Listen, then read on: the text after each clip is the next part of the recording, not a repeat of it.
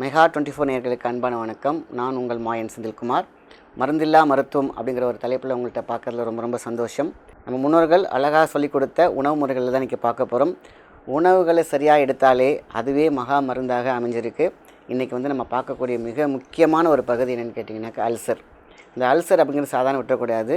இந்த அல்சர் பார்த்திங்கன்னா சின்னதாக ஆரம்பிக்கும், சிறு பொறி அப்படிங்கிறது ஆரம்பிக்கும், சிறு நெருப்பாக ஆரம்பிக்கும். அதுதான் சிறு துளையாக நம்ம ஒரு புண்ணை ஆரம்பிச்சிருக்கு. அதை நம்ம சாதாரணமாக விட்டுட்டோம் அப்படின்னு கேட்டிங்கனாக்கா அது மிகப்பெரிய ஒரு கேன்சரில் கொண்டு போய் நிற்கும். அதான் அல்சர் டு கேன்சர்.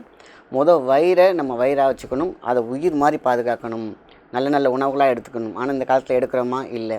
காரணம் இன்றைக்கி நிறைய கெமிக்கல் ஃபுட்டு. அதுதான் முக்கியமான ஒரு விஷயமே. வயிறில் என்றைக்காவது வலி ஏற்படுச்சு அசால்ட்டாக விட்டுறக்கூடாது. வயிறு எரிச்சல் இருக்குது அசால்ட்டாக விட்டுறக்கூடாது, உடனே கவனிக்கணும். வயிறில் இருக்கக்கூடிய ஒரு புண்ணு சாதாரணமாக உயிர்கண்ணை சிதைத்து விடும்.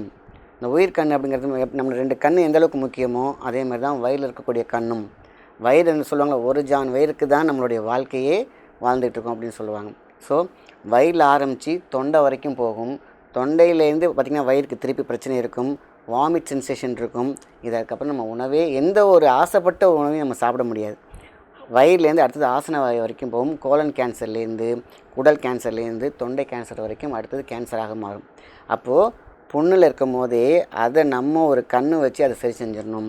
நம்ம அன்றாட சாப்பிடக்கூடிய உணவில் அவ்வளோ பெரிய மருத்துவம் இருக்குது. நம்ம முன்னோர்கள் அழகாக சொல்லியிருக்காங்க. தாய்ப்பாலுக்கு இணையான ஒரு விஷயத்தை தான் இன்றைக்கி பார்க்க போகிறோம். அதுக்கு முன்னாடி என்னென்னலாம் உங்களுக்கு பிரச்சனையை கொடுக்கும் அப்படிங்கிறது பார்த்தீங்கன்னாக்கா, நம்மளுடைய தொண்டைங்கிறது சாதாரண விஷயம் கிடையாது. தான் உணவு வாய். அடுத்தது அந்த சாப்பாடெலாம் சாப்பிட்ட பிறகு அடுத்தது ஆசன வாய் வெளியில் போகுது பார்த்தீங்க இல்லையா, கழிவு, அது வரைக்கும் பிரச்சனை ஏற்படுத்திவிடும். ஸோ அதனால தான் என்றைக்குமே ஒரு புண்ணு தானே, அசால்ட்டாக வயிறில் புண்ணு அது சரியாயிடும். எப்படி மேலே இருக்கக்கூடிய காயம் மாறுவதற்கே ஒரு டைம் எடுக்குது.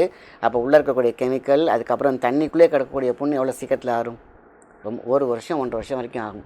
அதனால தான் வருமுன் காப்பது சிறப்பு அப்படின்னு சொல்லியிருக்காங்க. நல்ல நல்ல உணவுகள் அதை எடுத்தாலே போதும், அதுவே மருந்தாக பயன்படும். அந்த உணவு எடுக்கும் பொழுதே நம்ம உடம்பே தானியங்கியாக செயல்பட்டு அதை சரி செஞ்சிடும். இதுதான் ரொம்ப ரொம்ப முக்கியமான ஒரு விஷயம். இதுக்கான வழிமுறைகள், உணவு முறைகள்லாம் அழகாக சொல்லியிருக்காங்க. அதை மட்டும் சரியாக கடைபிடித்தாலே போதுமான விஷயந்தான். எப்பேற்பட்ட அல்சரும் சீக்கிரமாக, அதாவது ஒரு அல்சரை ஆறணும் அப்படின்னு கேட்டிங்கனாக்கா 1 வருஷத்துலேருந்து 1.5 வருஷம் ஆகும். ஆனால் சரியான உணவு சரியான ஒரு விகிதத்தில் எடுத்தோம் அப்படின்னு கேட்டிங்கனாக்கா இதை ஆரம்பத்திலே சரி செஞ்சிடலாம், வாழ்க்கையை சந்தோஷமாக அனுபவிக்கலாம். ஆனால் இதை விட்டுட்டோம் அப்படின்னு கேட்டிங்கன்னா நீங்கள் பிடிச்ச எந்த ஃபுட்டுமே சாப்பிட முடியாது. அதன் விளைவு ரொம்ப ரொம்ப பெருசாக இருக்கும். வயிறை நம்ம கவனிக்கிறது ரொம்ப ரொம்ப முக்கியமான விஷயந்தான். சரி, இப்போ நம்ம அடுத்தது அது என்னென்னலாம் சாப்பிட்டா, எந்த உணவு சாப்பிட்டா அது சரியாகும் அப்படிங்கிறத பார்க்கலாம். ஏன் அப்படின்னு கேட்டிங்கனாக்கா, உணவு அற்புதத்தை கொடுக்கும், பேராபத்தை விலகி வைக்கும். முதல்ல நான் சொன்னேன் பார்த்திங்களா, தாய்ப்பாலுக்கு இணையான ஒன்று. இன்றைக்கி தாய்ப்பாலுக்கு இணையான மருந்தே இல்லைன்னு சொல்லியிருக்காங்க. அதற்கும் இணையான ஒன்று இருக்குது அப்படின்னு கேட்டிங்கன்னா தேங்காய்ப்பால். இந்த தேங்காய்ப்பாலை நம்ம எல்லாம் மிஸ் பண்ணவே கூடாது. அதெல்லாம் ஆப்பத்துக்கு மட்டும்தான் சார் பயன்படுத்துவோம் அப்படின்னு சொல்லுவாங்க. அப்படி கிடையாது. சின்னவங்களாக இருக்கட்டும், பெரியவங்களாக இருக்கட்டும், யாராக இருக்கட்டும், நம்ம இதை பழக்கத்துக்கு கொண்டு வந்துடுவோம். டெய்லி எடுக்கலாம். 48 நாள் நம்ம எடுத்தோம் அப்படின்னா எந்த ஒரு வியாதியும் கிடையாது. ஆனால் இந்த அல்சருக்கு மகா மருந்தாக பயன்படுகிறது. அதை அல்சர், அப்புறம் கெப்டிக் அல்சர், அடுத்தது கேன்சர், இப்படியே வரிசையாக போயிடுது பார்த்தீங்களா. அது தவிர்க்கணும், அது சீக்கிரமாக இந்த அல்சர் சரியாயிடணும் அப்படின்னு நினச்சிங்கனாக்கா ஃபஸ்ட்டு தேங்காய் பாலை சூஸ் பண்ணிவிடுங்க. நம்ம உணவை அதை தான் சூப்பராக கொண்டு போகிறோம்.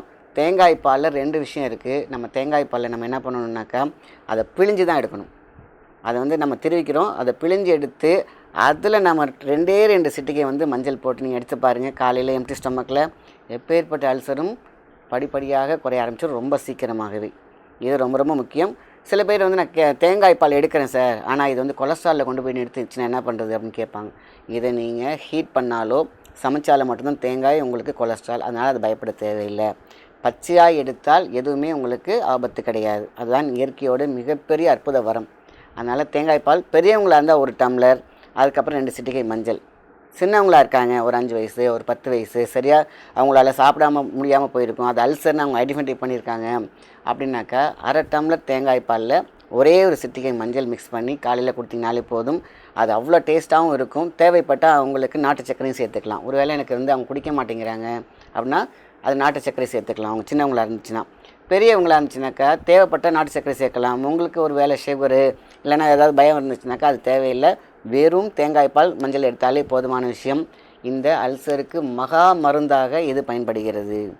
இப்போ இந்த தேங்காய் பாலை யார் யாரெல்லாம் எத்தனை நாள் எடுக்கலாம்? இதே ஒரு 10 வயசில் இருக்கிற ஒரு பையனாக இருக்காங்க, இல்லை ஒரு பொண்ணாக இருக்காங்க அப்படின்னு கேட்டிங்கனாக்கா, அவங்க ஒரு 10-15 நாள்லேயே போதுமான விஷயந்தான். அவங்களுக்குலாம் பார்த்திங்கன்னா 1/2 டம்ளர் தேங்காய் பால் ப்ளஸ் ஒரு சிட்டிகை மஞ்சள் இருந்தாலே போதுமான விஷயம். மஞ்சள் தூள் அழகாக எடுத்தாலே போதுமான விஷயம்.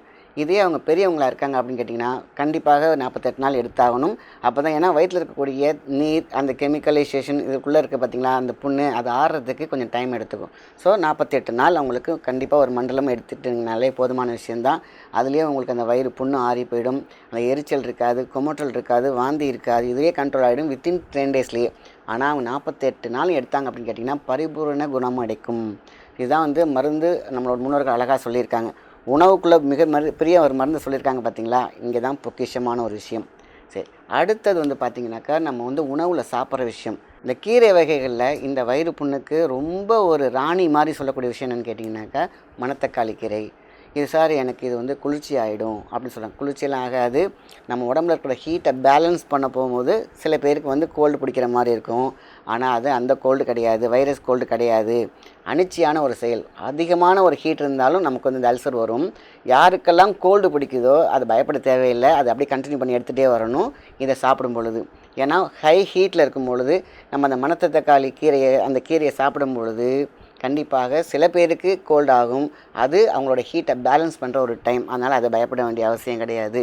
அதனால் என்ன பண்ணுறோம், மணத்தக்காளி கீரையை கடைஞ்சி சூடான சாதத்தில் போட்டு காலையில் இல்லாட்டினா மதியம், 2 வேளையும் எடுக்கலாம், 2 வேளை கூட எடுக்கலாம். இல்லை காலையில் என்னால் எடுக்க முடியல அப்படின்னாக்கா மதியம் கூட எடுக்கலாம், இல்லை மதியம் எடுக்க முடியலன்னா ஈவினிங்காக கூட எடுக்கலாம். ஆக ஒரு வேளை சாப்பாடில் நம்ம கண்டிப்பாக அந்த கீரையை கடைஞ்சி நீங்கள் சூப்பாகவும் குடிக்கலாம். அதேமாதிரி உங்களுக்கு சாப்பாடுலேயும் மிக்ஸ் பண்ணி கொடுக்கலாம், குழந்தைங்களுக்கு கொடுக்கலாம். அவ்வளோ டேஸ்ட்டாக இருக்கும்.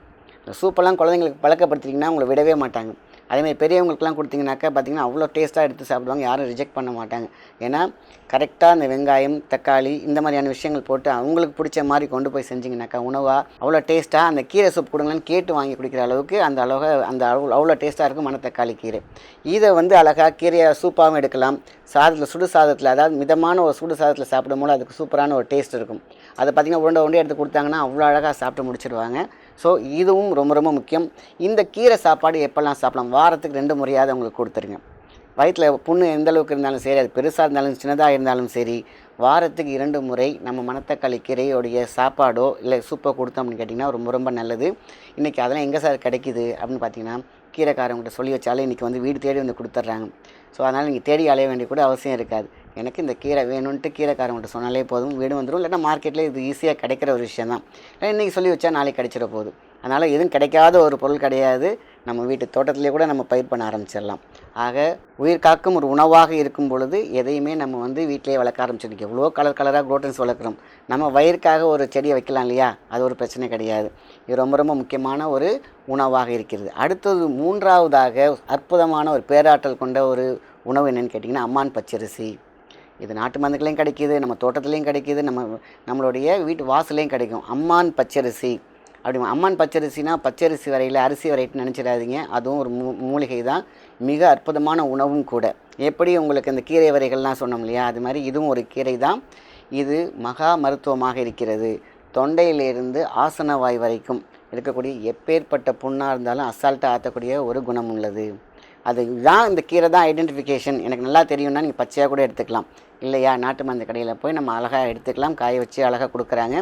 இதுவும் உணவு தான், மிகப்பெரிய உணவு. இதையும் ஒரு டீஸ்பூன் காலையில் எடுத்து கொதிக்க வச்சு குடிச்சிங்கனாக்கா ஒரு வருஷம் 1.5 வருஷம் கழித்து ஆற வேண்டிய எந்த புண்ணாக இருந்தாலும், குடல் புண்ணாக இருந்தாலும் இமீடியேட்டாக ஆற வைக்கக்கூடிய சக்தி உண்டு. அம்மான் பச்சரிசியோட பவுடர் நாட்டு மருந்து கடையிலே கிடைக்கிது. ஸோ அதனால் காலையில் ஒரு டீஸ்பூன் எடுத்து நம்ம எடுத்துகிட்டு வந்தாலே போதுமான விஷயந்தான். எப்பேற்பட்ட புண்ணையும், தொண்டை முதல் ஆசனவாய் வரைக்கக்கூடிய எப்பேற்பட்ட புண்ணையும் ஆற்றிவிடும். இது ஒரு முக்கியமான விஷயம். 4வதாக ரொம்ப ரொம்ப முக்கியமாக, இந்த அல்சர் வரும்போது பார்த்திங்கனாக்கா ரொம்ப டயர்டு இருக்கும், ரத்தம் சுண்டி போகும், சரியாக சாப்பிட்ருக்க மாட்டோம். இதெல்லாம் வந்து பேலன்ஸ் பண்ணுறதுக்கு ஒரு முக்கியமான ஒரு கீரை இருக்குது, அதுதான் முருங்கைக்கீரை. முருங்கை விற்றவன் வெறுங்கையோடு போக மாட்டேன்னு சொல்லுவாங்க. அது வருஷம் பார்த்திங்கன்னா வெறும் எல்லோரும் நினச்சாங்க ப்ராஃபிட் நினச்சிட்ருங்க, அப்படி கிடையாது. வாழும் காலம் வரைக்கும் அவங்க வந்து எல்லா சத்தோடவே கூட இருப்பாங்க, நல்லா ஸ்ட்ராங்காக இருப்பாங்க. குடலாக இருக்கும், முழுவதும் டாப் டு பாட்டம் எல்லாத்தையுமே ஒரு மிக சக்தி ஓட்டமாக கொடுக்கக்கூடிய விஷயம் எந்த கீரையில் இருக்குன்னு கேட்டிங்கன்னா முருங்கைக்கீரை தான். வாழ்க்கையின் ஆதாரம் அப்படின்னு கேட்டிங்கன்னா அந்த கீரை முருங்கைக்கீரை. அப்போ முருங்கைக்கீரையும் அதே மாதிரி நீங்கள் என்ன பண்ணுறீங்க, கூட்டாகவும் எடுத்துக்கலாம், அதேமாதிரி சாப்பாட்டில் பிசைஞ்சு சாப்பிட்லாம். சூப்பாக எடுத்திங்கன்னா ரொம்ப ரொம்ப சூப்பர். இந்த குழந்தைங்களாம் அழகாக குடிக்கிறாங்க இப்போல்லாம். இப்போல்லாம் வந்து பார்த்திங்கன்னா நம்ம நினச்சிட்டு இருக்கோம், இந்த கீரையெல்லாம் கீரையெல்லாம் வந்து பசங்க குடிப்பாங்களா, செஞ்சு கொடுத்தா சாப்பிடுவாங்களான்னு பார்த்ததில்ல. நம்பர் 1 இன்றைக்கி ஸ்டேட்டஸ் என்னென்னு கேட்டிங்கனாக்கா, குழந்தைங்களும் விரும்பி சாப்பிடக்கூடிய ஒரு மிகப்பெரிய ஒரு கீரை என்னன்னா முருங்கைக்கீரை. முருங்கைக்கீரை, முருங்கைப்பூ, முருங்கை சூப்பு, முருங்கைக்காய், இது எல்லாமே இன்றைக்கி வந்து பார்த்திங்கன்னா குடலை அழகாக பெருக்குனா நம்ம பார்த்திங்கன்னா குடல் எப்போ பெருத்து இருக்குன்னு சொல்லுவோம். அதாவது தொப்பை கிடையாது, குடலுக்குன்னு ஒரு அளவு இருக்கும் பார்த்திங்களா, அது சுருங்கிடும். குடல் சுருங்கிருச்சு, சரியாக சாப்பிட்லன்னு சொல்லுவாங்க. புண்ணு வந்துருச்சு, சரியாக சாப்பிட்லன்னு சொல்லுவாங்க. அந்த குடலுக்கான ஒரு சைஸுன்னு சொல்லுவாங்களே, அந்த வளம், அது அழகாக கொடுக்கக்கூடியது முருங்கைக்காய், முருங்கைக்கீரை, முருங்கைப்பூ. எதுவாக இருந்தாலும் அது சூப்பாகவோ சாப்பாடோடு சாப்பிட்டு வந்தோன்னு கேட்டிங்கன்னா ரொம்ப ரொம்ப அற்புதம். நல்லா சாப்பிடுவாங்க. பெரியவங்களாக இருக்கட்டும், ஒரு ஸ்டேஜுக்கு அப்புறம் பசி இருக்காது பெரியவங்களுக்கு. ஒரு ஸ்டேஜில் சின்னவங்களுக்கு சாப்பிடவே மாட்டாங்க. கவனம் ஃபுல்லாக படிக்கிறது, ஓடுறது, விளையாடுறது, எதையாவது கவனத்தில் இருப்பாங்க. அவங்களாம் கவன ஈர்ப்பும் ஏற்படும், வயிறும் நல்லா நிறைய சாப்பிடும். சொல்லுவாங்க, என் குழந்தை சரியாகவே சாப்பிடல, கொஞ்சமாக சாப்பிட்றான், ஓடி போயிடுறான், விளையாண்டுட்டு சாப்பிட முடியல. இது எல்லாமே காரணம் வயிறு எடுக்காது, சாப்பாடு எடுக்காது. காரணம் ஒன்று, அவங்களுக்கு குடல் புண்கள் ஆரம்பிச்சிருக்கும், இல்லைனா அவங்களுக்கு அந்த குடல் வீக்கம் இருக்கும், பெருத்தல் இருக்கும், எல்லாமே இருக்கும் குழந்தைங்களை பொறுத்த வரைக்கும். பெரியவங்களுக்கும் அதே மாதிரி தான். இந்த புண்ணுன்னு உருவாயிருச்சுனாலே, அல்சர்னு உருவாயிருச்சுனாலே இவ்வளோ பிரச்சனைகள் இருக்குது. ஸோ முருங்கைக்கீரையை சாப்பாட்லேயோ சூப்பாவோ சாப்பிட்டாலே போதுமான விஷயந்தான். ஆக அல்சரை குணமாக்கக்கூடிய மொத்தம் 4 உணவு வந்து முன்னோர்கள் சொல்லியிருக்காங்க. ஒன்று வந்து தேங்காய்பால் மஞ்சள், 2வது மணத்தக்காளி கீரை, முருங்கைக்கீரை, அம்மான் பச்சரிசி. இதுதான் ரொம்ப ரொம்ப முக்கியமானது 4மே. இதை மட்டுமே நம்ம எடுத்துகிட்டு வந்தாலே போதும். இந்த உணவு மகா மருந்தாக மாறி உங்களுடைய குடல் புண்களை ஆற்றும். இந்த சிறு புண்ணை மட்டும் அசால்ட்டாக, ஐயோ வயிற்றுச்சல் தானே சரியாயிடும், வயிறு பெருமல் தானே சரியாயிடும் அப்படின்னு நினச்சிடாம, இன்றைக்கி கேன்சர் இன்ஸ்டியூட்டில் போய் பார்த்தோம்னா ஃபஸ்ட்டு கேட்டிங்கனாக்கா மேக்ஸிமம் பார்த்திங்கன்னா இந்த ஆசன வாய் கேன்சர்.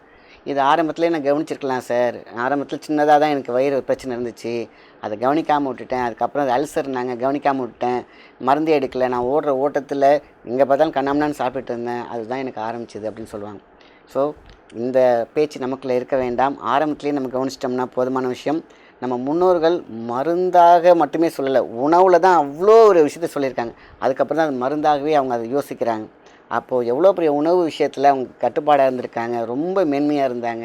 அதெல்லாம் நம்ம மிஸ் பண்ண வேண்டாம். அல்சரையும் சாதாரண விஷயமாக விட்டுற வேண்டாம்.